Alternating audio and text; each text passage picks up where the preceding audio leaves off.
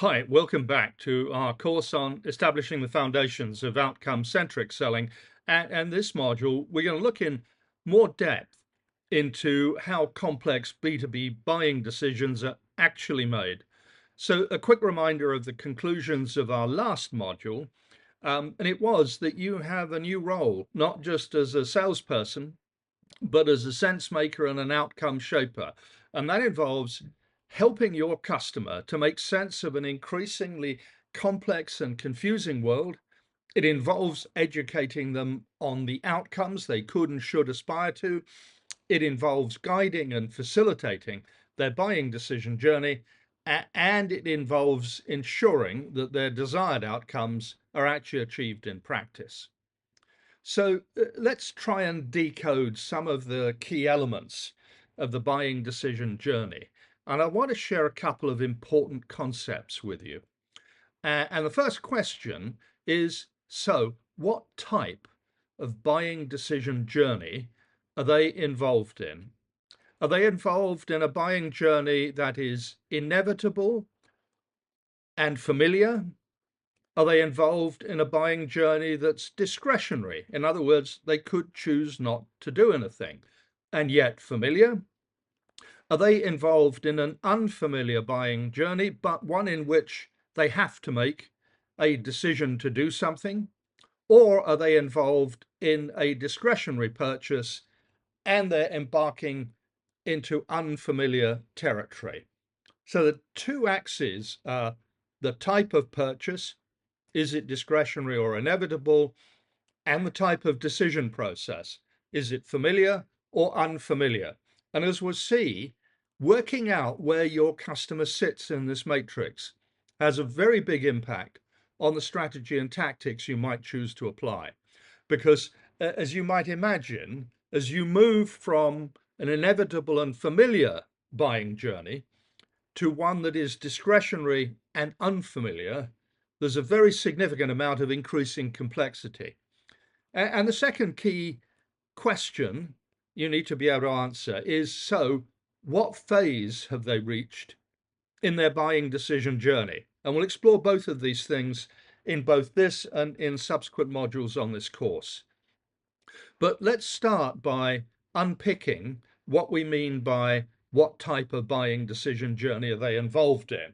So question one, do they regard this as an inevitable or a discretionary purchase? So if it's an inevitable purchase, an example might be materials or supplies for some sort of ongoing process. Then the customer must buy something. It is inevitable. There is no other choice. The choices they do have are what they buy, who they buy it from, and on what terms.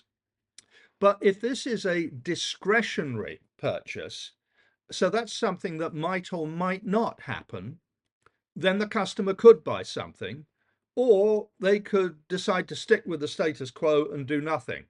And some of the most serious mistakes I've seen are where salespeople assume that a purchase is inevitable, and it turns out that actually the customer may or may not do something at the end of the day. That's a very serious misunderstanding. Secondly, is the customer engaged in a familiar or an unfamiliar decision process? So if the customer successfully bought similar solutions before, well, it's obvious, isn't it? They're likely to be more confident about their decision criteria and process. And as a result of that, unless something changes, they may not want to engage a salesperson until relatively late in the process or at all. But if they haven't previously successfully bought similar solutions, then they're more likely to recognize that they need to seek advice in the early stages of that buying decision journey. So I hope you can see that taking together the answers to these two questions will have some very significant implications for your customer's buying decision journey, for your sales strategy and tactics, and for your chances of winning their business. And so we need to apply different strategies for these different types of buying behavior because our customers are going to behave in different ways. So let's start with the simplest option, a inevitable purchase and a familiar buying decision journey. It's inevitable the customer will do something. And also, they're following what they regard as a very familiar decision process. You might almost think of this, maybe they do, as a bit like painting by numbers. Now, assuming that the opportunity is well qualified, if we're faced with this sort of buying behavior, then our primary sales challenges are to persuade our customer to choose us rather than any other option and to act sooner rather than later, because they're certainly going to do something. Okay, what if it's a familiar decision process, but actually whether or not they do anything is discretionary? So we have this combination of a discretionary purchase, but they're following what they believe is a familiar decision process. So they're marching forward without necessarily knowing what the outcome's going to be. And if we find ourselves in this sort of buying behavior, you can see perhaps that we effectively have two parallel challenges. The first one is to persuade our prospect that they need to take urgent action rather than sticking with the status quo. And the second challenge is to get them to choose us rather than any other option. Okay, third potential scenario. It's inevitable the customer will do something, but they recognize that they're engaged in an unfamiliar decision process. They haven't successfully bought something like this before. And you can think of this maybe as a bit like orienteering. You know, there's a destination in mind, but maybe the route isn't particularly clear yet. So if we believe that we're involved in this sort of buying behavior, then we need to act as a trusted advisor. We need to help them to successfully manage what is to them an unfamiliar buying decision process, whilst at the same time persuading them to choose us and, yes, to take urgent action. And then the fourth potential scenario, the customer may or may not do something. In other words, it's a discretionary purchase. And on top of that, they recognize that they're engaged in an unfamiliar decision process. And their behavior in this sort of mode may actually end up looking a bit like they're running around in the fog. They haven't really maybe got a clear sense of outcome or a clear sense of journey. So if we conclude that this is the sort of buying behavior we're facing, we need to do a number of things. We need to convince our customer that they need to take action. We need to help them to manage a successful buying decision journey. And we need to persuade them to choose us and to act sooner rather than later. You can see how the complexity increases from bottom left to top right. And on top of all of this, if they're a new customer, then we're also going to need to convince them to trust us to ensure that they achieve their desired outcomes. Now, the second question then, the diagnostic question, if you like, is we need to be able to diagnose what phase they're currently in their buying decision journey and what their next move might involve. Now, most potential customers, most of the time, are actually in what I'll call status quo. In other words, right now, they appear to be satisfied with their current situation. And they're not right now thinking of changing. But then something happens. Let's call it a trigger event. Something significant changes, either within their organization or outside it. This turns out to be a pivotal moment because the trigger event causes them to become concerned.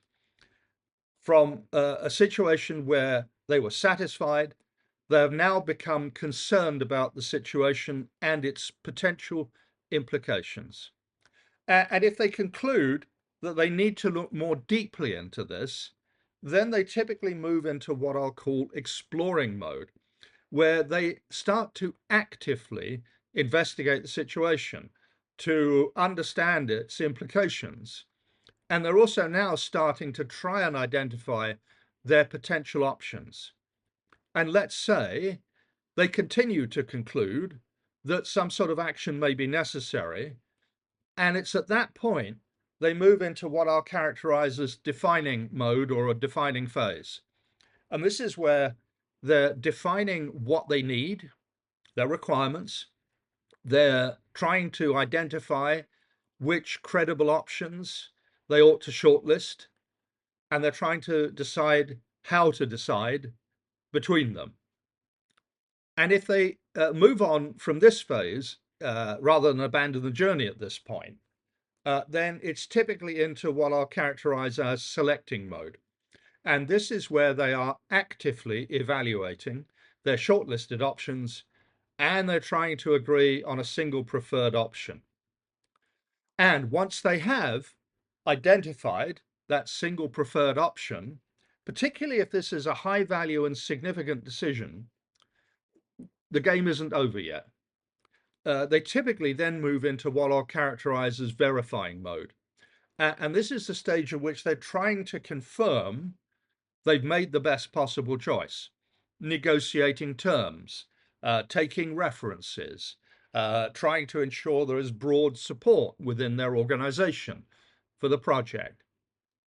And if the project passes verification, and again, if the project is significant, whether in terms of money or strategically, then almost always they then move into a final stage of the active buying cycle, which is confirming, where they submit an internal business case to one or a number of ultimate approvers for the final go ahead to proceed and to raise the necessary order. But even though that order might have been issued, their buying journey still isn't over, because once they've made the commitment, well, of course, they need to implement the chosen solution. And that may take significant time, and it will certainly involve typically both us and their implementation teams. And even if the implementation appears to have been completed, the journey is only over once the desired business outcome has actually been achieved and the project is regarded as a success across their organization. So I hope you can see why understanding what phase they're in is of such importance in significant or strategic buying decisions. And let's not forget, remember that spaghetti bowl. Your prospect can decide to move forwards or backwards or go around in circles or abandon their journey at any stage. So during that journey, I believe your customers are likely to be asking themselves 4 key questions when they face these sort of significant decisions, particularly ones that might involve uncertainty or risk. Now, they might not articulate them in quite the same way as this, but I think the sense of it will be present. And their first question is, why do we need to act rather than continuing on our current path? And then the second question, if they do decide that action looks as if it might be necessary, is, okay, so why do we need to act now rather than later? Now, these first pair of questions are related to our prospects' fear of missing out. In other words, they're often driven forward by the sense that bad things could happen if they were to fail to take action, and that can kickstart the buying decision journey. But then there's a couple of other really important questions as they start to evaluate their options and try to come up with a preferred solution. And that is, so why should they choose you rather than any other option? And in particular, if this is seen as a strategic project, a strategic decision, and in particular, if we have not done business with their organization before, they're going to be asking why should they trust us to ensure that they achieve their desired outcomes. And you know, the interesting thing is This second pair of questions is actually related to our prospective customers' fear of messing up, FOMO. In other words, they're now potentially held back by a sense of the bad things that could happen if they now make a poor buying decision. So if you think about the evolution of the journey, starting off with why act, why now, why us, and why trust, you can see that the predominant thought evolves from moving forward on the journey because of their fear of missing out, FOMO, and it starts to potentially become derailed or slowed down by their fear of messing up, FOMO, their fear of making a bad decision. Now, this is a very important evolution in a typical buying mindset. So if we've identified these two factors, then it's down to us to address those contrasting forces. So in the early phase of their buying decision journey, we actually need to harness and amplify their fear of missing out. And we can do that by things like drawing their attention to the costs and the consequences and other implications of continuing on their current path. And we can help them focus on the potentially negative organizational and personal implications of sticking with the status quo. And our goal, of course, is to help them come to the conclusion that the longer they delay, the worse things will get. And then as they approach the point of commitment, as their buying decision journey has advanced, we need to confront and minimize their fear of messing up, FOMO, by applying what is called jolt effect thinking. And that acronym stands for judging their indecision, offering our recommendation, limiting their exploration, and taking risk off the table. And we need to show how our approach is designed to achieve their expected results on time and within budget. And we need to make sure that they trust us to ensure that they achieve their desired business outcomes. And that might mean not going for the biggest possible deal straight away, because there's always a perceived risk in their minds to doing that. We might be much more effective starting relatively smaller, proving our value, and then moving on to expand our potential footprint. So if we think about one of the implications of outcome-centric selling, it is that we need to put ourselves in our customer's shoes. We need to influence and understand the outcomes they're looking for, and we need to work together to ensure that they achieve them. And that is very different from that traditional order-focused linear sales process that moves from left to right that I positioned to you earlier on in this course. What it requires, I would suggest, is outcome-centric thinking. So what does that mean? Well, it means we need to understand and influence our customers' desired business outcomes as early as possible in their journey, in their process. And then we need to work together with the customer to agree and to implement a mutual success plan in which we work together step by step to progressively achieve their desired outcomes. So that journey starts with initiating by establishing the fear of missing out, or maybe amplifying that fear if it already exists. But then we need to realize that continuing to bang the FOMO drum actually becomes dysfunctional later on in their journey. And the key thing we need to do at that point, where they're being asked to make a commitment, is to eliminate their fear of messing up. Quite different mindsets. Please think about that in terms of how that might apply to your own customer's buying decision journey. So I think outcome-centric selling inevitably involves a different mindset from traditional B2B selling. Now, let me highlight a few of the ways. I think the traditional order-focused mindset primarily works forwards from the products or so-called solutions we're trying to sell. Very often it involves trying to persuade the customer that what they need is what we have to sell. All too often, it involves rigidly following an oversimplistic and linear sales process. And yes, the primary objective is typically seen as winning the order for our so-called solution. And yes, typically that order focus mindset regards the sales process as being over, job done, as soon as the order has been booked. So let's contrast that with what I'd characterize as an outcome-centric mindset. Well, yes, in addition to some of the things we might be doing in that order-focused environment, also we need to work backwards from the customer's desired outcomes.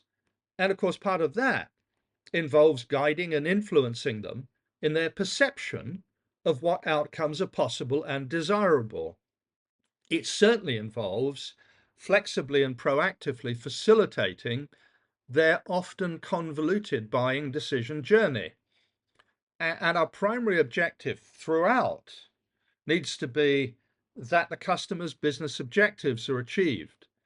And this mindset also recognizes that the buying journey isn't over when the order's placed. The customer's buying journey is only over when the outcomes that they sought have been shown to be achieved. So that's quite some difference in mindset, isn't it? So let me summarize. Why is it that we need to understand the dynamics between every customer's actual buying decision journey? Well, we need to understand whether the opportunity is an inevitable or a discretionary purchase. And we need to understand whether their buying journey is familiar to them or unfamiliar. And we most certainly will need and want to adapt our sales strategies and tactics according to that understanding. And we also need to understand where our customer currently is in their buying decision journey. And we need to understand what we can do to give them the confidence to advance. And we need to ensure that our customer is satisfied with the answers to their 4 typical key questions, which I summarize as: why do they need to act? If they do, why do they need to act now? If they do, why should they choose us? And if they do, why should they trust us? We need to deal with both their fear of missing out, FOMO, and their fear of messing up, FOMO.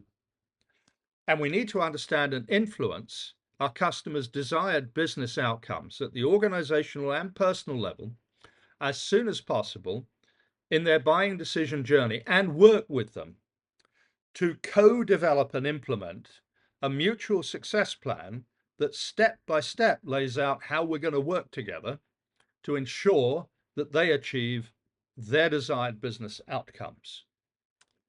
So I hope that's given you some food for thought. And as I usually do when we reach this point in every module, I want to encourage you to pause and reflect. I want to ask you, how has this module helped you to think differently? How are you going to change the way perhaps you've been thinking in the past about how your prospects make buying decisions in response to the ideas and concepts that we've introduced in this module? But even more important than that, I want to ask you, okay, so what are you now determined to start doing as a result? What do you now realize you need to stop doing as a result of this understanding? And how are you going to make what you were already doing even more effective as a result of absorbing these ideas? And yes, if you want to change your behavior and your success, please pause, please reflect on those 3 questions: start, stop, and keep doing, and write them down. Make commitments to yourself, review them regularly, and make sure you put them into practice. So there we have it. We've explored some of the key thinking around understanding the nature of our prospects' buying decision journey. And I hope you found the ideas that I've shared relevant to your own environment and to your own sales success. and you'll want to put the thinking into practice in both your current and future opportunities. And of course, I wish you the very best of success in doing that. Now, in our next module, we're going to go further and we're going to look at some of the implications of those different types of buying decision journey and how we need to act accordingly. And I hope you'll want to join me online for that module in the very near future.